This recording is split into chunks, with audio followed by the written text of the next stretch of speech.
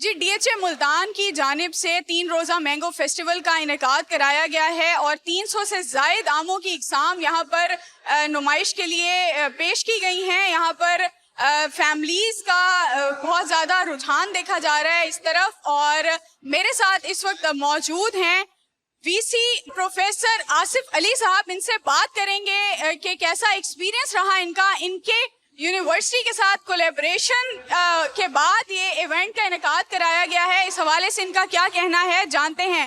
جی سر بتائیے گا. ہم محمد Nawaz Sharif university of agriculture Multan 2016 سے مینگو فیسٹیولز کرا رہی ہے.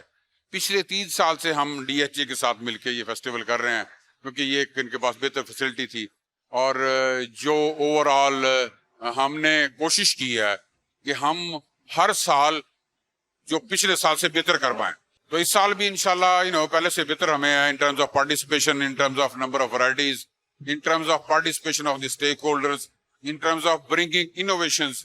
تو ہر طریقے کار سے شکر الحمدللہ بہتر ہے, اور پھر فیسٹیوٹی بھی پہلے سے بہتر ہے. اسی طرح لوگوں کی دلچسپی بڑھتی جا رہی ہے, ایک انٹرٹیننگ انوائرمنٹ کے اندر ایک لرننگ ہے. تو شکر الحمدللہ اٹ از گوئنگ سکسیسفل. پہلا صبح کا ایونٹ ہوا ہے, گورنر صاحب تشریف لے کے آئے, انہوں نے اناگریٹ کیا. اب شام کو اب یہ فیسٹیوٹی آپ کے سامنے جو چل رہی ہے. سر یہاں پر کتنے اقسام کے آموں کو نمائش کے لیے ڈسپلے کیا گیا ہے, کتنی ورائٹی ہے آموں کی یہاں پر جو ڈسپلے ہم دیکھ سکتے ہیں اس وقت, اس حوالے سے آپ کیا کہنا چاہیں گے؟ 200 سے زیادہ ورائٹیز ہیں. باقی لوگوں نے جو مارکیٹیبل ورائٹیز ہیں وہ لے کے آئے ہیں یہاں پہ, اور انہوں نے جو بہتر مینجمنٹ اپنی کی ہے اس کو ڈسپلے کیا. اپنے جو نیٹ ورکنگ وہ کرتے ہیں, اپنے جو مارکیٹنگ چینلز کو ایکسپلور کرتے ہیں.